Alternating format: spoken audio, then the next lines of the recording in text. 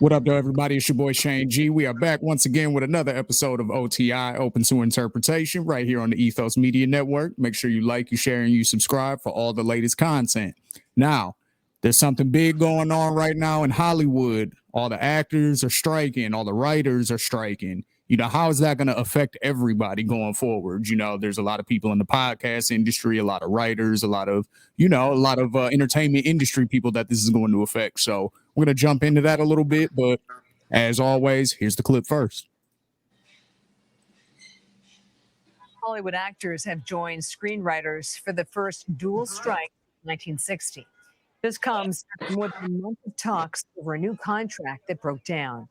We should note some CBS News staff are SAG-AFTRA members, but they work under a different contract than the actors and are not affected by the strike. CBS News reporter Marcy Gonzalez reports. No contract, no actors! For Hollywood actors like Evan Shafran, this is real life. I'm in the new Barbie movie, for instance. I'm in the trailer with Margot Robbie fingerprinting her. I only made a couple $100 that day. I don't make any royalties. I don't make anything off the streaming. And the strike is having a ripple effect. In New York, film and TV production employs 185,000 people. In Georgia, the industry brings in nearly $4.5 billion in direct spending. And in California, it provides 600,000 jobs and $70 billion in wages. Production has now halted on several film projects, including sequels to franchises like Deadpool, Venom, and Gladiator. Actors want residuals for streaming and accuse the Alliance of Motion Picture and Television Producers of being greedy. So the jig is up, AMPTP. We stand tall. You have to wake up and smell the coffee. Variety's Cynthia Littleton says there is a new reality. With the changes driven by technology, the profit potential for Hollywood is incredibly challenged right now. LA is a union town. Some CBS News staff are SAG-AFTRA members, but they work under a different contract than the actors and are not affected by the strike. Stars like young Sheldon Zoe Perry support those here who are barely scraping by. We are asking for just what is fair, for people to just survive in this industry. Normally busy studios like Warner Brothers could be shut down for months. No new talks are scheduled. And it's not just actors and writers who are impacted. Those who work in catering, costumes, makeup, so many behind-the-scenes people are now out of work. Catherine? Marcy Gonzalez, thank you for your reporting.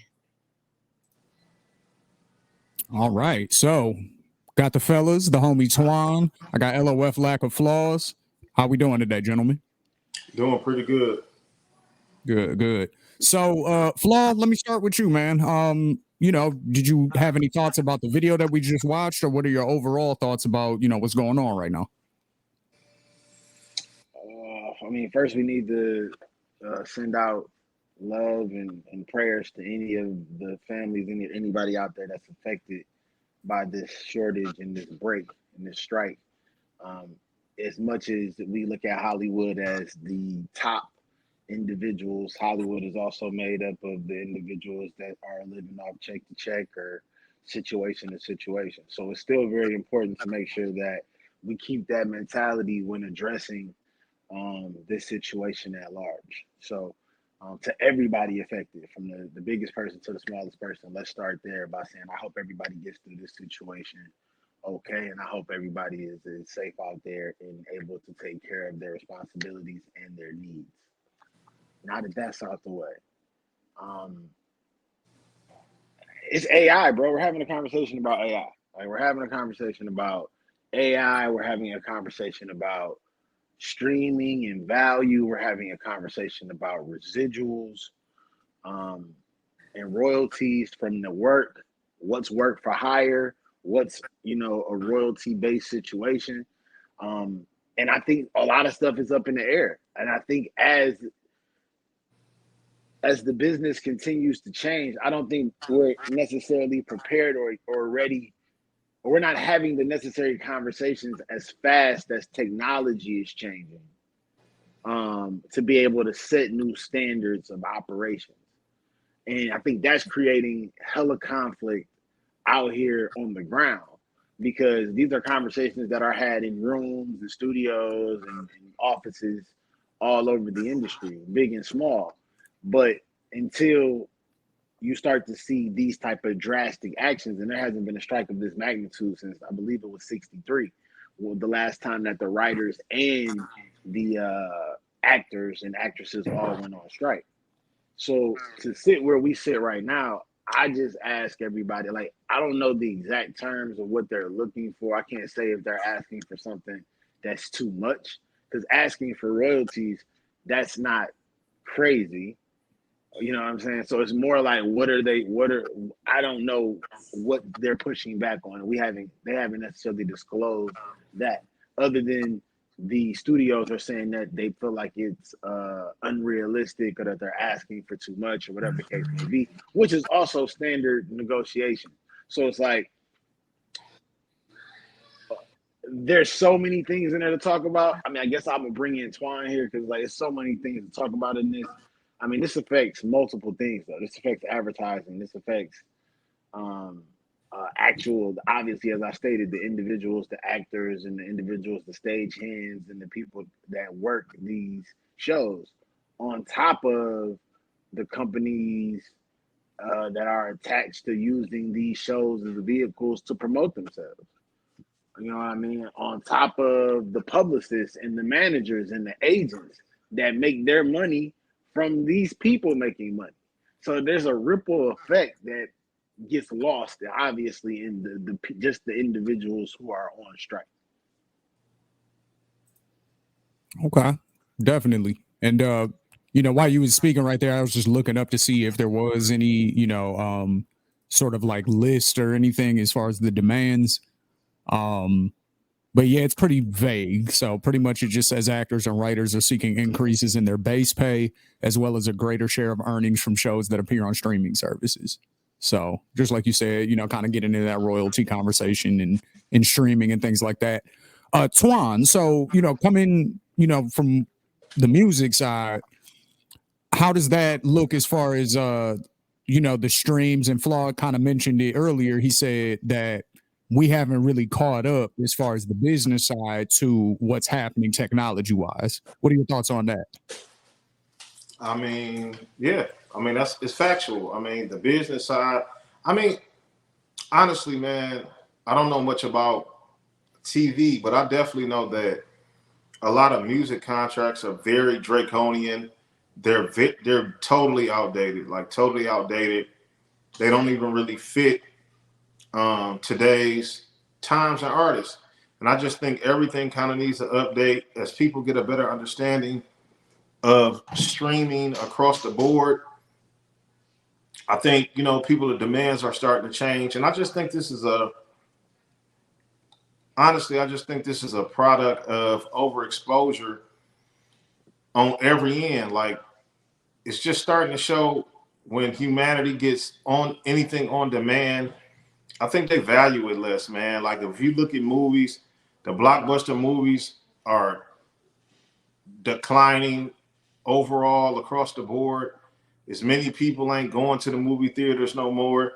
And I don't know if that's a product of the movies just aren't as good. They're not as original and people are tired of it, or it's a little bit of both, man. It could be a lower quality product infused with the fact that people can watch things at home, because the truth of the matter is people still like things to captivate and galvanize them. You watch it every year with sports. When you catch a good sports series, a good NFL playoff game, an NBA series, the ratings be through the roof. So I think humans still are the same. They want things to captivate them. But I think music and entertainment in general is just getting boring and redundant. There's no originality. Like, where's the originality? Like, it's reboot after reboot. Music, so many people sound the same. You can't tell a lot of artists apart. I think it's leading to that. And as far as the strike, I just think those people want what's fair, because, the big elephant in the room is artificial intelligence. And I remember the first thing they said was creatives don't have to worry about this. And then the first industries that's affected, it's a lot of people gonna lose jobs in a bunch of different industries because of AI.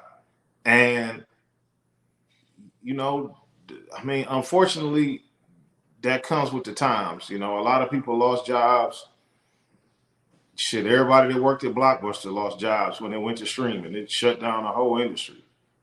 People who worked in your local video store, stock movies, so on and so forth. Shit, the movie makers, and I meant like the people who made the VHSs are out of business. So it's like shit come with the times. Technology isn't always the best for humanity. Some industries are left behind, and everybody just has to adjust. But when it comes to striking, I think most people strike because they want their fair share or whatever they deem it is. You know, I don't know what these Hollywood, I don't know what these Hollywood producers or these studios are saying these movies cost, but I know this much. With AI, the price to get a movie done should be going down. Shit, you go on AI websites, it's building whole websites that used to might cost you $1,000 for $10. So as the cost of making a movie go down, it should be a little bit more profit in there for everybody to split and take advantage of, in my opinion. But like I said, I'm not really privy to what goes into a movie, what everybody makes, how many people behind the scenes. But I still know that I see Hollywood spend $200 million on a movie and it flop. And I'm a skeptic. I always think anytime I see like unbelievable numbers, I be feeling like the books could. Like if they made Saw for $1 million and that was a great movie, why did Wild Wild West cost $300 million? Locations, technology, individuals, actual cast. That's where your numbers get run up. This the point I'm No, making. I mean, hold on. I'm looking at you used a great example. Saw was like one warehouse. The entire movie was like one warehouse, one location. You know what I'm saying? So that drastically would lower your cost. The number of actors in that movie is also low. No. I understand that. But what I'm Oh saying yeah, is, so I'm just saying, like when you said where could the cost come from? This is my point. This is my quick point. I think they use location, CGI, special effects in place of good writing and good acting. We're talking about today. Because I felt like Wild Wild West was a good movie. I thought it was horrible. But I mean, for what it was at the time, I mean, it was like. I'm talking about at the time, I thought it was horrible. And to be honest, Will Smith thought it was horrible. He said it was one of the worst decisions he made because he picked that over The Matrix. But I'm not here to bash Wild Wild West. It has its own cult following, beautiful. But when I look at a movie that costs $300 million, or one of them movies they was acting like it was getting close to costing $1 billion, it's like, you're not going to make your money back. Like, what? That doesn't even make sense. Like, I just think there needs to be people who looks a little bit more cost efficient so that you can make profit on these movies and so that you can pay people. I think, honestly, Hollywood be going into debt sometimes so that they stay in debt and they don't seem like they're turning a profit. Like, I think times are changing. And what I mean by that is because we're look at it like this, everything has kind of reversed. So if we're looking at the movies as an example, I'm going to spend more money, I'm gonna blow more shit up, I'm gonna bring in more big names, and it's less movies in the marketplace back then for this particular model that I'm speaking of. And I'm pretty much like putting all my eggs in this basket to make sure that it works. Because on one hand, I know for a fact I got 4 or 5 big name actors in here, actors and actresses that I'm paying for. I got shit blowing up. We in all these cool spots. We got all this cool technology in the movie. So that, and then there is only like 4 or 5 new movies, 7 to 10 new movies a quarter that were actually going into the theaters. So it was kind of like increased chances of people coming to see your product for you to make your money back. Now in today's market, because Yeah, we it's have not so the much same. content coming out, yeah. So now there's so much content coming out, you almost have to revert back, in my opinion, to the creativity. You got to put your money And into that's kind more. of We got to get back in the chance business, and it's risky. And the crazy thing is, we have more data than ever before that would that's make why that's why I was companies about to not say. want to be. That's what makes more of these companies risk averse. Go ahead, Tom. That's why I was gonna kind of disagree with you. Is I think it's more data and more analytics on what the consumers like than ever. So the only reason you taking a risk is because you're a dickhead, because you can literally go and see what these demographics of people like to watch. Like, it's more data analysis. The consumer are giving them more data than ever. Yeah, but I'm gonna take something. I'm gonna take what you just said and give it to you in a way that you don't like, because that's also why you have so many of the artists that sound the same way. Because these exact same companies and labels that you're talking about are looking at the data, and then they're going and getting these rappers that meet that data set, and they're giving That these see, customers what they want. no, see, that's where they're wrong. Because if you ever followed music, see, some things, and this is what I mean about sports. This is why I think analytics don't really work in sports, because some things are outside of analytics. And music, to me, is outside of analytics. People like originality. They don't like the Louis knockoff. They like Louis. They like LV. They don't like the DMX knockoff or the Biggie Smalls knockoff or the Tupac knockoff. They like the original thing. And that's where I think it's too many No, people.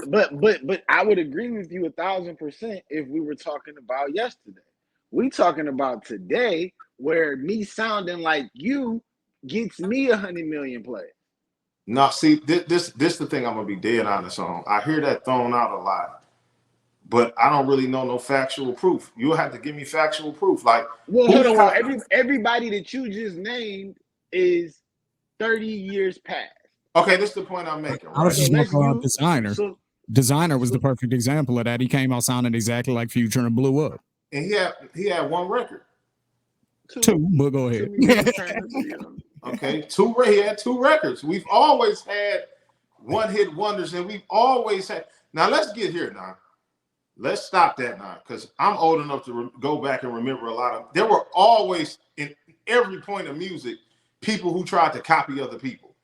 It just wasn't successful, and I still. But what we're speaking to is the ability to copy someone today and find success. I There's don't more see. mimicking and copying in the market of people who are doing modestly well. Nobody is rising above the See, crop of the this is superstar where I level. disagree. This is where I disagree. I think you can copy somebody in 2023 and make some money. I think that you can make a living. That's what we're talking about. I don't think you can be a star or have a But that's successful not. But career. we didn't say that. We said the average artist. There are more people in the marketplace that are copying right now than the other way around. Yeah, but see, this is what I don't like. For I don't like it either for the no, record, but you're I'm just missing saying my that's no, where we you're are. missing my point. For every artist that gets on copying somebody, how many hundreds fail trying to copy the same artist? No, I get you. You're only looking at the one or two people who break through. How many artists fail? Like right now, I can literally get on Instagram and see 50 female rappers trying to take the Cardi B route. How many of them are actually doing anything? If that's 50 that I see, it's probably another 150, 200 that's not working. See, that's what I think is wrong with 2023. It's like everybody can point to the one or two things that might get by the outliers, but how many people on average are failing trying to copy other people? Like they're literally failing. A lot. It happens every day. So it's like music to me is just intrinsically a little different than movies, because this is the point I'm making. Like if you really want to just cut to the bullshit and say it's a demographic of people that Hollywood is, for whatever reason, not catering to, which is African Americans and minorities and people that live in the inner city. Because clearly, I see when I get online and I get on Facebook or I see somebody's Facebook page or I get on Instagram or TikTok, I see more minority people and especially black people talking more about Tubi movies than any Hollywood movie. So the people that write these movies in Tubi are relating better to the modern person in the inner city than Hollywood is. And that has nothing to do with nothing, but that's a Hollywood problem of whoever they taking screenplays from, whoever they got producing these movies being the same people that's getting further and further away from relating to a certain demographic of people. And that's factual. Tubi movies are exploding. And that's weird. That's weird because it's clearly a lower quality acting. It's clearly a lower quality production. But I think it's just relating to people more. Like in the 90s, you might have had Bout It that became a cult classic. But it wasn't outselling Boys in the Hood or Menace to Society. No, but those were great movies. Not just great for their time either. Greatest of all time. But you're still missing my point of they're not even catering to that demographic no more. I can't name you the last baby boy movie that came out. I can't either. Not on a major push level. Mm-mm. They're not even from a major studio perspective. It's like they've relinquished. They've relinquished that market for sure. This is what's very weird to me though. It's like we're not represented on the big screen, but we're definitely represented and maybe overly represented in music with the gangsterism and this, and this. So I'm not understanding the finger quotes risk Hollywood would be taking making another Love and Basketball. What would be the risk? Black people will run to go see it. I see it's something weird that I don't know what it is. All I know is growing up in the 90s, it used to be every summer some type of Menace to Society, Boys in the Hood, New Jersey Drive, some type of something. And then it just seemed like it disappeared. Yeah, no, I got you. Let me ask you something though, because you were saying something interesting, and I think it was alluding to a certain point, and I just want to see if I was going the right way with it. So I think the point that you were sort of making is both of y'all was speaking to it, that you can look at the data and you can see what people like, and therefore you can basically recreate that or go grab that same thing somewhere else and try to push that. That'll be able to make some money. Are you saying, Twan, like taking that same idea over to Hollywood? Are you saying basically that the same concept kind of applies in Hollywood with the movies, that the movies are boring, the movies aren't really, as creatively good as they used to, therefore they're not making the money to be able to pay everybody? Is that the conclusion? I think they're making the money. I just don't think the movies are as good and they don't have that much, which leads to streamability, how many times people want to watch it. This is the point I'm making, and I'm letting the cat out the bag on my own personal opinion. I feel like Hollywood has been having AI writing the movies, and that's why they suck. Because there's no human emotion, there's no human element to a lot of these scripts. Like, I feel like, don't believe that us mere mortals who are just getting grips of AI, that the power industries didn't have it 10 years ago. Like, I think they need to get back into human beings writing emotional movies, because a human being in 2023 is going to have a different emotional cue than a human being in 1990 in effects of like what's going on in the world, which will make it more relatable, which will make it a lot of things. You know what I mean? Like, I could name you a million ideas that I'm not about to get Hollywood on this podcast right now. But the point that I'm making, I think, is a lot of laziness. I think the real innovators, and this is the thing that I'm noticing, man, and it ain't just in It just ain't in entertainment. It's in a lot of things like contractors, right? I just read some data that says every 7 contractors that retire or die are only getting replaced by 1 new contractor. People aren't getting into that business no more, but homes are still going to have to be built. And I feel the same way about music and movies. The people who really love this shit and wouldn't really, money wasn't the only motivation. I think that generation of entertainers and CEOs, and I'm really talking from like the CEO side, I think that generation of CEOs are dying and are getting replaced with CEOs who only care about the bottom line and are missing what the human connection, the emotional thing that makes humans go over and over and over. And the reason I know it is because we see it every day on YouTube. We see a human being who has nothing to do with Hollywood post some clip that has an emotional response and it gets billions of views. Humans are still the same. That's definitely true.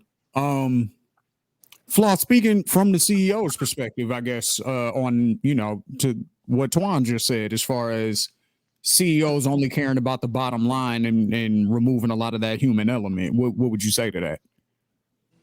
I mean, there's Do you multiple agree with that? It's like, because, you run in circles with other businessmen. So, what do you notice?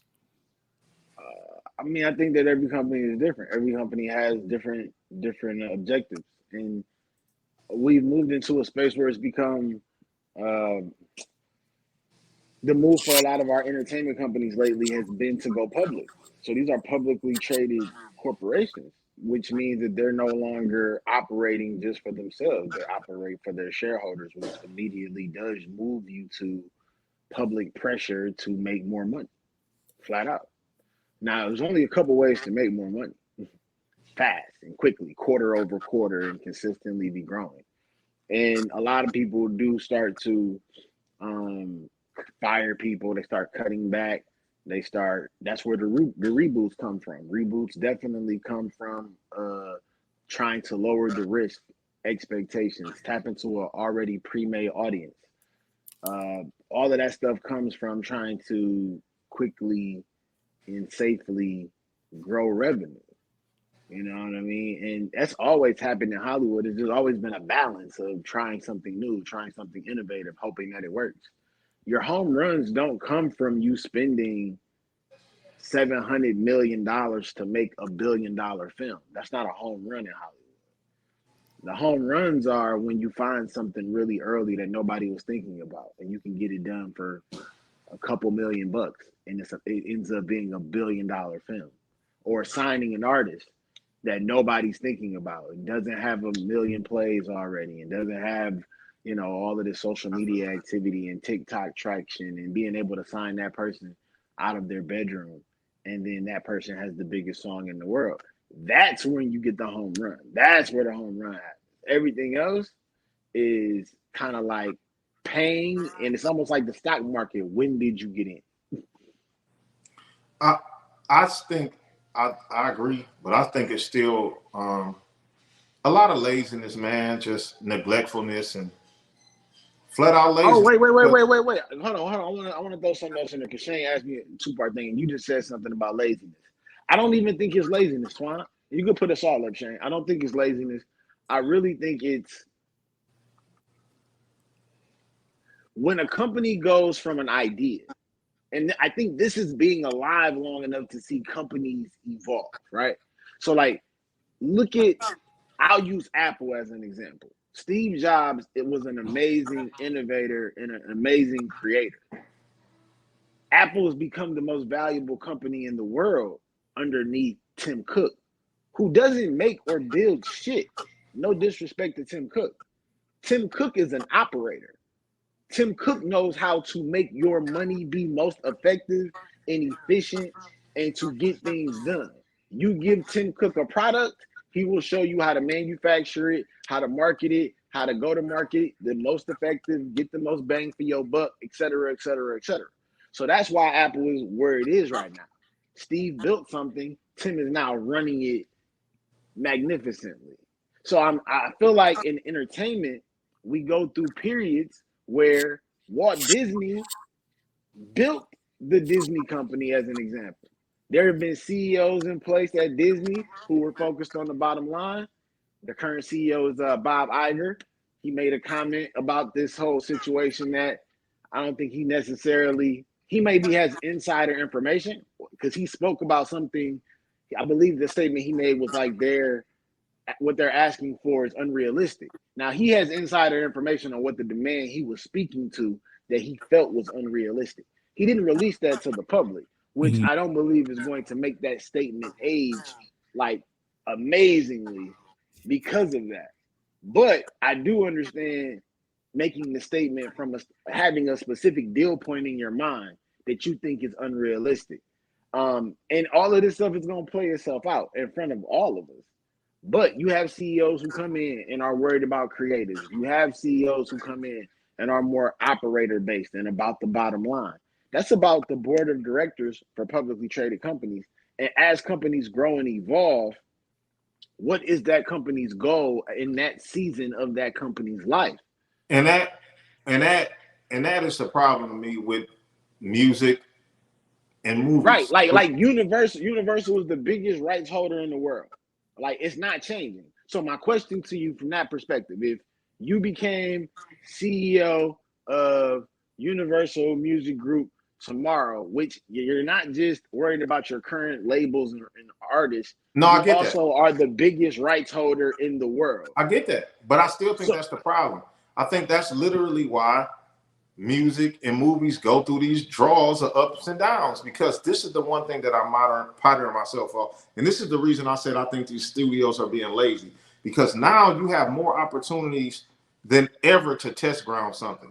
You can literally say, I'm taking $1 million and I'm going to find 500 new creatives and I'm giving them 20,000 a piece to go shoot a 1-episode miniseries. 1 episode. No, I get you. To gather interest, see which ones the fans love, and then be like, nah, we're going to put more money into this idea because the people like it. I get you. My question so to you this is the problem. And I think, but what's the only difference between them waiting until you're doing it and overpaying on the back end? We may not agree with them being willing to overpay, but all they're doing is overpaying. They're just waiting for it to be successful. It's not that they're not doing it. I don't think they're. I think that's what it missed. It's not enough new blood. It's not enough excitement. Like you overpaying, I get it, cool, but it's like, it's just like I feel like the other way around it. It's like you're going to galvanize a lot of new, fresh energy, and that's the one thing that I tell people that sports has over any other industry is they literally do a draft every year to get their consumers excited. Mm-hmm. They don't rely on the same people. Like, oh, we get that LeBron James is a once-in-a-lifetime star, but Cleveland Cavaliers, you still got this new guy this year, and you got this new guy this. You're constantly drilling your consumer base to find things to get excited about, because sports knows people get tired of shit. I need to see something new. Where are your new great directors? Where are your new great film producers? Where are your new great crazy ideas? You're giving people the same script over and over and trying to just paint it a new color. You're giving everybody the 2005 Mercedes and changing the front grille on it. People still like, man, what the fuck? This is the same shit. And human beings like to have some change, especially in 2023 when you're getting hit with so much new content and you're dealing with people who are making content who don't follow none of the rules of Hollywood. Mm-hmm. So it's like you either gonna get left behind like blockbusters or you're gonna speed up. That's all I'm saying. Is like you got people that's not really living in the times. Like go invest into your craft. No matter what, Universal Music is the biggest rights holder for sure. But if I was the CEO, I would never lose track of we need to be producing great music, even though we got an old catalog that was great music. Why would I only want to rely on my old catalog? No, the reality is they're signing more artists than ever. But see, Flaw, we talk about this all the time. Signing more artists because of analytics and trying to go find a great I'm not artist. saying that everybody that gets signed is because of analytics. We can't say that. I wouldn't Well, go I that tell you far. this. I tell you this. If they put a little bit more energy, this is the point I'll be making. I don't even have the resources they have. True. You don't. Nobody do. But we all can get online tomorrow and be like, why ain't nobody putting no money behind this artist? This artist has it. So it's one or two things that's missing. They're either not hiring people who can identify who has it. Something is missing because you have all the resources to go be like, oh, John got 1,500 followers. I can jump in on him right now, develop him 2 years from now. He might be the biggest thing in the world. Oh, I agree. The question there is always going to boil down to the same thing. This is the biggest point that just hit me like a light bulb. This is the problem. The industry is betting on people, like you said, I'd rather pay later when they blow. But I don't think they realize how many artists that we consider greats would have probably never been great if somebody didn't take a chance on them. They might not be able to do it on their own. No, I agree, and that's why we're suffering. We're suffering because we're asking creatives to do whatever it takes to rise to the crop, and what makes you rise to the crop has nothing to do with your actual core talent anymore. That's the thing, where it's like, yo, go sing the best in your city to the point where everybody wants to let me know. Anytime I ask about your city, they talk about your voice. That's the way it used to be. It's like, oh, okay, cool. You make it like all the DJs know you, all the tastemakers know you.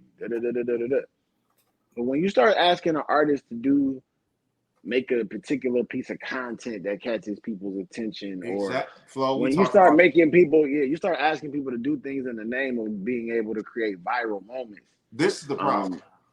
For somebody who worked for a marketing agency for a couple of years, this is the part I don't understand. It's like, you're taking an artist that probably need to be developing their music and you're turning them into content creators instead of hiring an amazing marketing company or already amazing content creator and just saying, hey, I need you to create content based around this artist and these songs. Like, why are you trying to turn the artist into the content creator? Imagine the NFL or the NBA trying to turn the players into the announcers. Like, well, y'all need to figure out. No, but the crazy thing is, you did just say something. But the thing that'll make a player go viral is they are content creators. If you go out and you play a game of basketball, you go out and play a full game of football, that's the content. The thing is, you're making my point. They have more opportunities to do their natural thing. Artists, you're making my point. The music should be the content. Like, making artists good music don't have as many opportunities. I think they got more opportunities than ever. Like, what I would tell, well, let me finish. If I could finish what I was saying, you would maybe agree or disagree at that point. Artists have less opportunities to be a person's focus. There are less curated opportunities that are specifically for discovering new music and new artists. As a rapper, if you walk up and tell somebody you're rap, you're at a disadvantage. Mentally, like what we've done to people and the number of rappers, the amount of rap that isn't necessarily that desirable, et cetera, et cetera, et cetera. You walking up and telling somebody that you're a rapper, you're at a disadvantage. I don't know if I agree, man. I think it's the industry imploding on itself. And the reason I say that is, so you really think, okay, so let me ask you a different I'm question. about to explain. If you let me explain. When was the last time a rapper came up to you and said, now I know you're in the game, so it's different. But when was the last time a person said they rap and you were excited to hear it? Like, oh, I want to hear this. No, I'm not going to get excited to hear it. I'm going to get excited. I'm going to get it. It's the same thing with a hooper. That's a disadvantage. But that's a disadvantage. I mean, that's not. Nah, man, it's the same thing in sports. A nigga can tell me he play wide receiver. I ain't going to be excited to see the nigga. A lot of niggas play wide receiver. But then once I go watch his work, I might get excited. Like, I don't want to hear that. This is what I was about to make. Music didn't used to feel that way. There used This to is be what I more was about to athletes make, than man. musicians. Food. There used to be more niggas trying to get in the NFL than get into the rap game. I mean, hey. So running into a nigga who said I play high school sports this was is the like point. common.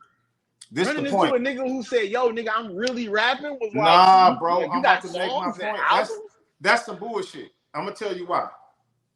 But first, let me make my first point. I'll make the second point. The point I was making is food has been existing since the beginning of time, but new restaurants pop up all the fucking time, and people take a chance on new restaurants because they either have good marketing or word of mouth. Somebody be like, "Hey, I went to try out Charlie Cheeseburgers. That shit was amazing." It's still the quality of your product or marketing. This is the point I'm making. This is why music suffers to me. There's no standard. To make it to the NFL, you have to be good. There's no in between. You don't have to be good in music. That's consumers' fault. That's what consumers accept. So when I made the statement about consumers accepting you sounding like somebody else. See, you got me today. I'm gonna tell you why I disagree. I think consumers are customers and prisoners to their options. Because this you just said that they got all the options in the world on demand. No, you miss them. It's not a lot of good options because the point I'm making, name all the top selling rappers in the world. They're all really good. Okay. Wait. So I don't want to hear it. Wait. So I'm gonna ask you a question. Would you consider Lil Uzi Vert one of the top rappers in the world? Absolutely. In his genre of music, you absolutely right. Because okay, you know what you just clarified it. No, you put a clarification in there, and I don't disagree with your clarification, but I do understand that you put because this is the thing I'll tell you. Whether I like his style of rap, what I recognize is Lil Uzi Vert has melody, good hooks. It's like a recipe. And that's the thing I don't be understanding about some of these artists they be signing. Like, it's a recipe that humans over the years have showed that they consume at a higher rate than other types of music. If you give them a good rhythm, if you give them a good melody, or if you want to get real music industry, if you give them a good top line, you know what I mean? It's been proven. No, the fucking A&Rs are getting lazy. Signing a kid, this is the point I'm making. And this is the biggest thing I think we're missing. Replayability. I know it's enough people listening on Spotify that a song could do 1 million plays. Is the bitch getting replayed though? No, 100. That's the. Well, here's the catch-22, and this is what's wild about the game right now. We were selling CDs, and CDs were getting run into the ground with them being played so much to the point where a nigga may have to go buy another copy of the CD. Like, I know I'm at least 5 copies, and I don't have this problem anymore, thank God for streaming. But I know I'm personally like 4 copies in on Speaker Box Love Below. Like a couple niggas walked off with my with my Love Below. And I had some CDs that get broken and stuff like that. But I'm at least 4 copies in on purchasing that as an example. So because we don't have to do that anymore, and we're in this streaming era where a person can play it when they want or never play it again, and they can give you the play without the purchase in the first place. That's the other part of the thing that we're not even factoring in is a person doesn't even have to pay for that initial listen. I think it's a perfect storm of a lot of things in entertainment that's just leading to. Now, you know what? I want to give proper respect. I want to say it was a conversation between Shannon Sharp and Steve Harvey. And Steve Harvey said, I was out with Denzel Washington, and Denzel said, want me to show you the difference between a TV star and a movie star. And Steve was like, what? And he said, when they come to see me, they got to pay to get in. When they come to see me, they got to stand in line for popcorn, stand in line for tickets. They see me on a gigantic screen. I'm larger than life. And when they come see, he was like, look how people come up to me. And him and Steve were out somewhere, and I guess somebody was like, "Oh my God, Mr. Washington, it's you, real Denzel." And when niggas see Steve, it's like, "Yo, my nigga Steve, what up?" And it's very much so personal. I see you all the time. We talk about this shit all the time. Yeah, but we don't talk about it on camera all the time. I'm just repeating what we talk about all the time. It literally goes against what I'm saying. Some of these A&Rs are fucking dumb. Oh, it's been proven that overexposure. I don't know if any of y'all read what Bob Iger said today about. Did y'all see that? Mm-mm.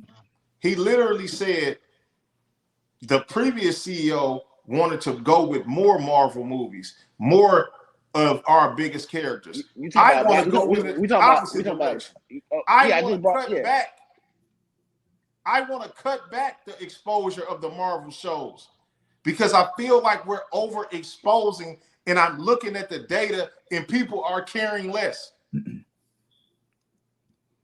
Yeah. I just brought up Bob earlier. Like I said, he made that one statement. But overall, I happen to love Bob Iger as a CEO. I think he's what I'm saying is a lot of these A&Rs are trying to overexpose people because they don't really believe in the talent.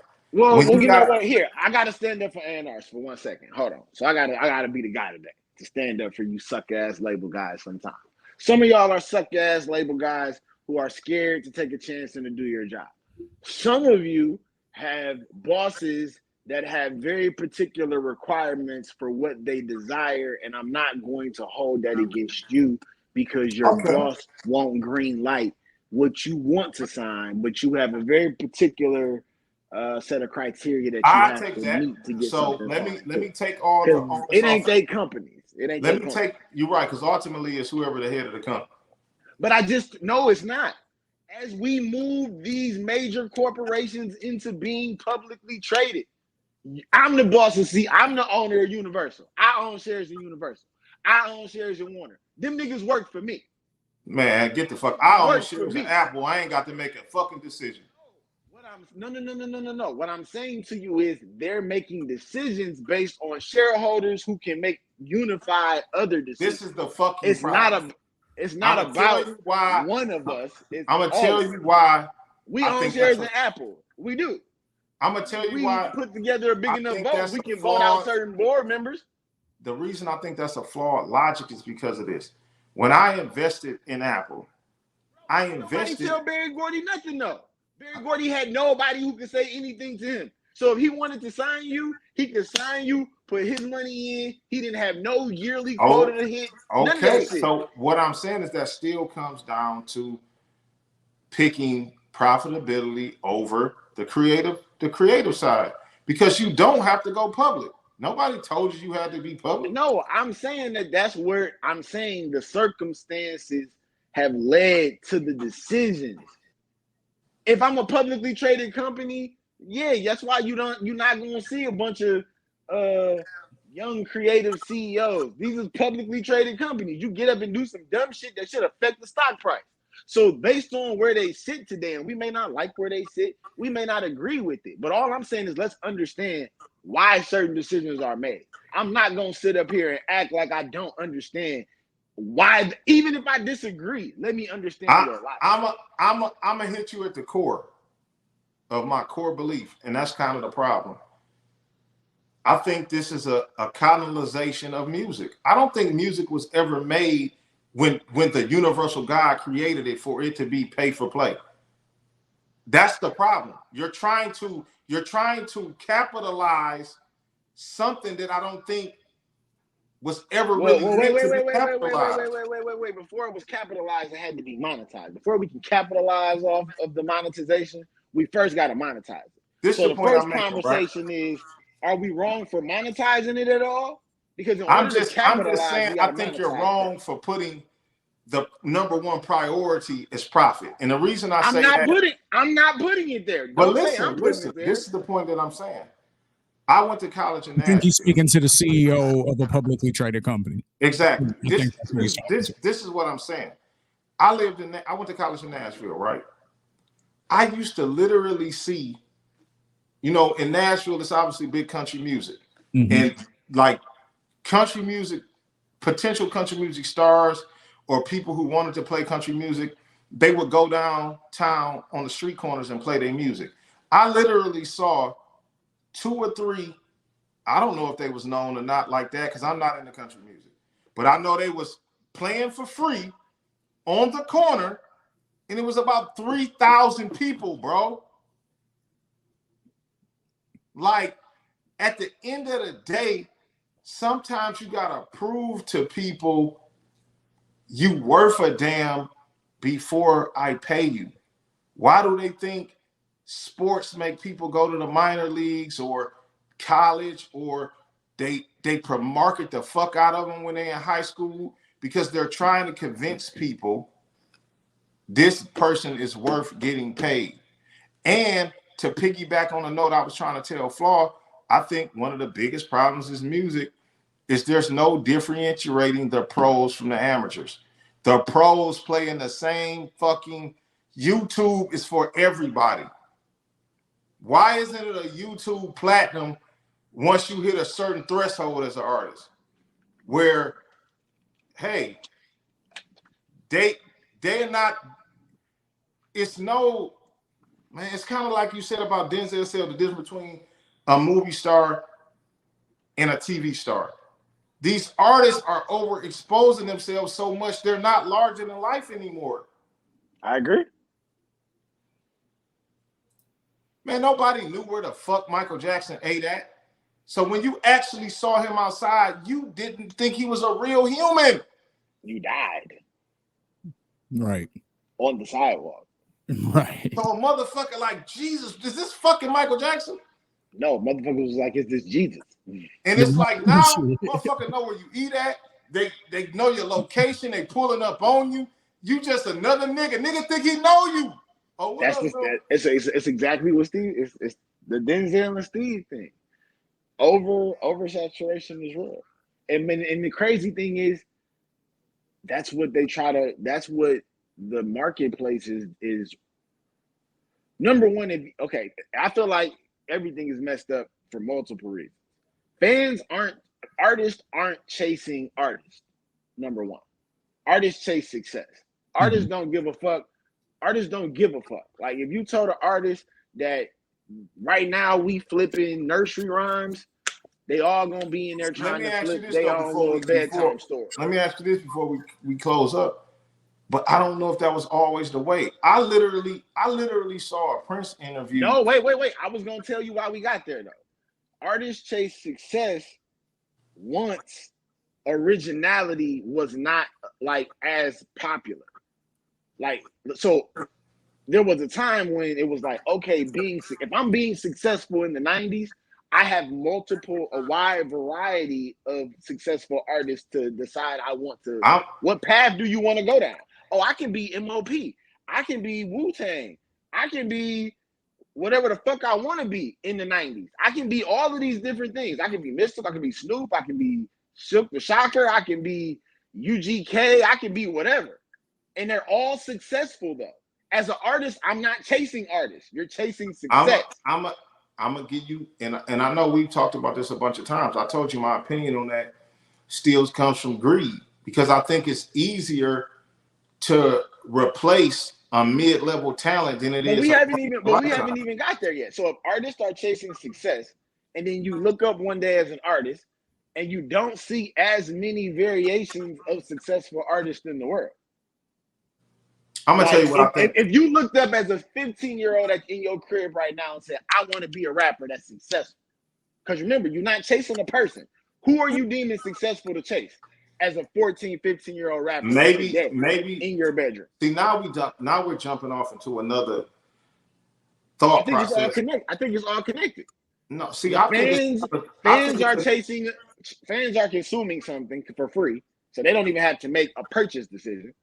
So they get to just look at whatever's popular for free because they're not making a purchase. This is the point I'm trying to make. And it's a deeper conversation. It's like a whole nother thing. It's how kids are programmed today. Like, every social media app they own calls them a follower. They're programmed to follow.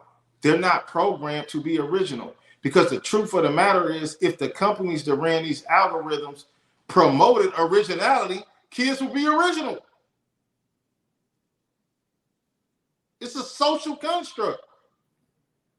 And I think the labels are getting into picking more B-type and C-type personalities than not A-type.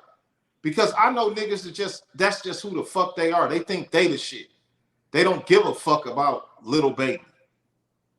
Like, I think I'm the shit. So that's what be kind of weird to me. I don't think there's as many A-type personalities in the world. And I'm telling you why. Because of social programming. Everybody's being programmed to be a follower. So once again, if you're a label and you're signing artists that speak to the culture and society, now that's and what the majority. Wait, we can't have it both ways. If we're saying that we believe that the majority of people are followers, and B and C type personalities, they're not original, they're not leaders, they're not alphas, they're not A type people, then shouldn't the people that they listen to also be those kinds of people? No, because this is the weird thing about followers, right? And I want y'all to just stop. See, y'all believe in the program. And I'm just saying, why would a C listen listen to an A type personality? Throughout history, was Adolf Hitler an A-type personality or not? Yes. Was Malcolm X an A-type personality? Yes. Was Martin Luther King an A-type personality? Yes. Y'all making my fucking point. We shouldn't be following no fucking loser. We should be following A-type personalities. We should create more A-type personalities. But the people that control the money, let's not act like these companies can't make somebody seem like they're winning. They can fudge streaming numbers. They can give them jewelry. They can give them houses, but they ain't really it. I agree with that. I agree with that shit wholeheartedly. My question to you, and I look, first and foremost, that's where I go back to the thing. Success. Creatives chase success. So if you're making B-type, C-type personalities successful, artists are going to chase the success. Consumers are B and C-type personalities right now at large, and they're consuming and accepting because, one, they don't have to purchase it. But see, you're making my point. All of these things are working together to create You're literally making my point, which is why I think this is all part of a bigger plan. Because B and C-type personalities are easier to replace and they're cheaper. I can go find a mumble rapper after a mumble rapper after another mumble rapper. Nobody knows the difference. Nobody can tell the difference and still make a profit. It's hard to go find DMX. It's hard to go find Snoop Dogg. It's hard to go find these original God-given characters and talent. And then it's hard to control them in today's society. Imagine if DMX had the ability to upload his own music and not even have to fuck with a label if he ain't want to. Imagine if Eminem could say, you know what? I fulfilled my Interscope contract. I'm about to just go and upload my next album and just see what it do, where I'm making 90% of the money. These labels are not dumb. They've been trained to understand what becomes rare is hard to control. So I would rather control a bunch of mid-ass artists because I let them go. Look at how many niggas be here today, gone tomorrow. They make you think they the biggest shit in the world, and they flopping tomorrow. Look at the baby, bro. They just tried to tell y'all this man couldn't sell 200 tickets. Now he back filling stadiums because he got a record. Like, this shit is crazy, bro. They're controlling the whole shit. Like, they're making people follow. They're telling you who to follow. Bro, I told y'all, it's motherfuckers. It be little shit like this. And no disrespect to none of these people that's dead. No disrespect. I promise there's no disrespect. But how is the hip-hop culture, and I've been in the hip-hop culture for well over 30 years, and then I see something on Instagram. See, the Instagram ability to lie and manipulate, I don't think is getting enough credit.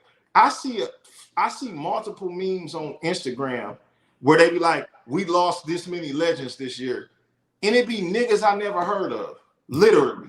How the fuck is you calling this person a legend? Who the fuck is Little Pete?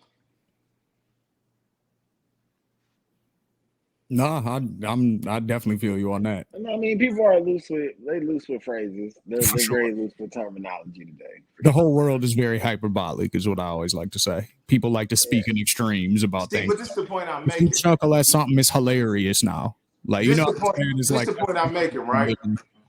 Niggas used to always have their personal favorites and be loose with it, but you didn't have the ability to put it on the internet and affect somebody that's maybe unknowing. Like, who the fuck is Lil Peep? Yeah. I couldn't tell you who Lil Peep was if I seen a nigga 10 times on the street. Yeah, God but rest his soul. the problem is legendary to who? Like, as we continue to move further and That's further kind of and further see, this is kind of the problem. I thought legendary literally meant something. Like, how can you change the definition of legendary? A matter of fact, Shane, pull the Merriam-Webster's official definition of that real fast. I want to know what the actual definition. And what I mean by that is, no, I want to know what the literal definition is. You know what? And this is the point I'm making. I guess that's why the only thing I really watch on TV is sports. Because, nigga, I can't say a nigga's legendary in sports and then they give me 50 other nigga stats and then I'm still trying to say he's legendary. That's what's weird to me. How can you call this nigga legendary, but when we pull his fucking index, it don't stack up to nobody? All right, so I got of course the first one is of, described in, or based on legends. The second one is remarkable enough to be famous or very well known. That's the problem right there. That's the problem right there. See, but this is the point I'm making. That's what is very well known. Exactly. That's in the eye of the beholder, and that's the problem. That's subjective. I don't think, is that in the eye of the beholder? Kind of, just like you said, because it did. Like, and I'll give you an example. I'm gonna tell you. I'm in a Detroit Reddit, right? It's called Crime in the D. Shout out to them. And in that Reddit, they're very quick to call a lot of Detroit people, like just local Detroit rappers who are like, you know, affiliated with Band Gang or affiliated with. See, Shane, look, this is the point. I'm legends when they pass away because they're legends in Detroit. No, that doesn't make them a legend. And I tell niggas this all the time. And it ain't too many people who support local Detroit rappers more than me. But you already knocked the legend thing because you're still calling them a local Detroit rapper. Ain't nobody in history called Eminem a local Detroit rapper. Ain't nobody in history called Big Sean a local Detroit rapper. How the fuck, when we talk legendary, we're talking beyond your city block, bro. You know how many niggas then would think they legendary because they roasted everybody at their local gym in a local run of hoops? Well, wait. Shane, pull the definition for legend for me. Just legend. All right. Yep. And I asked that question because the truth of the matter is a person's ability to grow or build their legend. You can build a legend block by block. You can build a legend backyard by backyard, game by game, gym by gym. An extremely famous or notorious person, especially in a particular field. So yeah, you go to 50 gyms in Detroit and you leaving bodies everywhere you go, your legend will grow. Yeah, I think there's levels to it. There's an actual legend and then there's neighborhood. This is the problem with that rhetoric. You're only playing against bums. Your competition should matter. Let's look at it this way. Would you say Avon Barksdale is would you say Avon Barksdale is a legend? Even though he was a drug dealer in Baltimore, but he had this whole show built off of Avon Barksdales that I wouldn't necessarily say is a legend. That's why I'm asking you the question. But how many of them have movies made about it or TV shows made about it? See, I think folklore and legend is getting confused. Like neighborhood folklore is one thing. Okay. Like that's different. Like, oh, it was this nigga in Detroit used to run through 100 packs. The cartel run through 100,000 tons. True. 100%. Mhm. But it's the allure of you don't know nobody in your neighborhood doing 100 packs. That's the point I'm making. But That's why I to said it's me, all relative, and there's to levels. me, it's too depends on much who you- information now for you to do that regional shit. I got it in the 60s where they ain't even had the internet. So you might have thought Frank Lucas was the biggest drug nigga in the world. Mhm. Man, you can go on the internet and literally type in biggest drug bust, and it's gonna let you know it's some nigga that got caught with 2,000 tons of coke. So how the fuck you think your nigga with 2 bricks on the block is a legend? I feel you. I'm Because just he's a I'm answering legend. your question as far as I'm gonna answer his how question. the words get watered down. No, I'm going to answer his question. He's Okay. a legend because nobody on his block had the direct plug until he went and got the direct plug. So he is a legend on his block. Now because this he is opened up the pipeline for his this block. is the problem. They ain't never had 2 bricks This on is the his block at problem. one time. Niggas need to say First off. niggas need to say he's a legend to me. Just add those other words. All right. Okay. I'm mad I at that. don't disagree with you. Just not how can I call a nigga who never Detroit legend or a there you go. neighborhood legend? He might be a Detroit legend, and that's for real. Like it's niggas that cross over both. Like Eminem is a legend in music and a Detroit legend. Blade Icewood is more of a Detroit legend. No. Eminem is a legend purely from what he did in Detroit, though. Niggas need to stop doing that. Eminem gets legendary status purely from the work he did in Detroit, not because he's from Detroit, but the work he did in Detroit. I'm agreeing with you. I'm also saying it's some niggas that never cross over a national legend. Like Blade Icewood is one of my favorite rappers ever, but throughout his life, he never got a chance to go major. Mm-hmm. And it's a lot of niggas who from places and they get local status on the back end. Exactly. Like he didn't get a chance to go major. That's just facts. Like some motherfuckers never got to compete on a major level to even trust their metal. But this is the point that I'm making. It's like once you do these type of things, it's like you said, you're getting loose with the words. I don't like that. Niggas is loose with the word GOAT. How the fuck can it be? How you get loose with GOAT? How you get know loose what the with craziest GOAT? thing is? You know what's funny about that is niggas. It's gotten to the point where niggas will ask you like, "What's your top 10?" And then you got to repeat back and say, "Well, how many people can I put in my top 10?" And they'll give you more. They'll be like, "Oh, you could put 15 in your top 10, or you could put 20 in your top 10." We're out of pocket. We're out of pocket. I swear to God, I've heard that. Like, I understand 15 because it's the truth. Twan, I don't understand. Twan, come on. You are one of the most logical niggas I know on earth. How can you let a nigga get away with trying to tell you I'm gonna give you 15 names from my top 10 No, list? this is why I'm about to say. That's why. Why not just call it a top 15 though? Why are we gonna let niggas get away with 15 names? I'm about to tell you why. And that's why.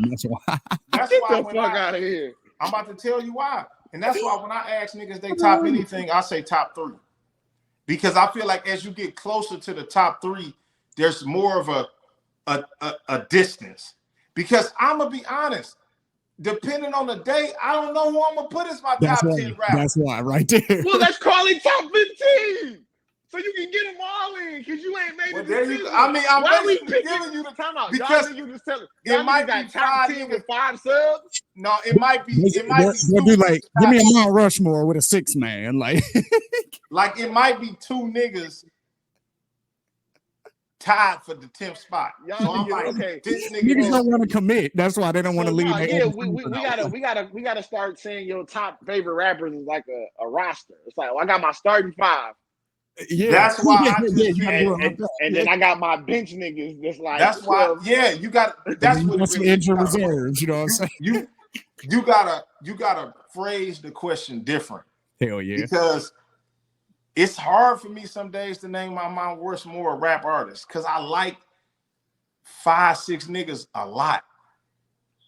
Like I actually think that's ridiculous, honestly, to limit even in sports when there's been so many people have played.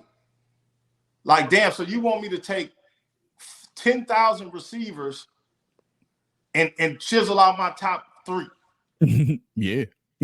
I don't know. And you I can, like and you red. can. No, you can do it because the top 3 come to mind immediately. And I got There's a no question for y'all right question now. who the top 3 wide receivers of all time are. And I got There's no perfect question. I know your top 3 ain't gonna be my top 3 I got the perfect question so we can wrap up, y'all. Give me your top 3 movies, Twan.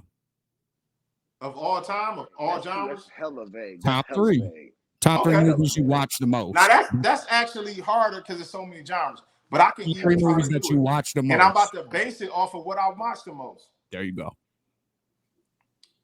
Life, All right.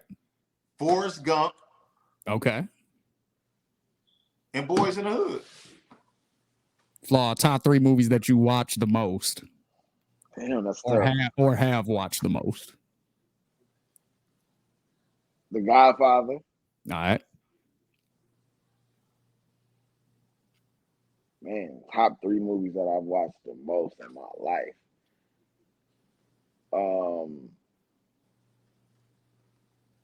Damn. My phone about to die, Phyllis. Damn, I'm trying to think. I guess I would have to go with The Godfather.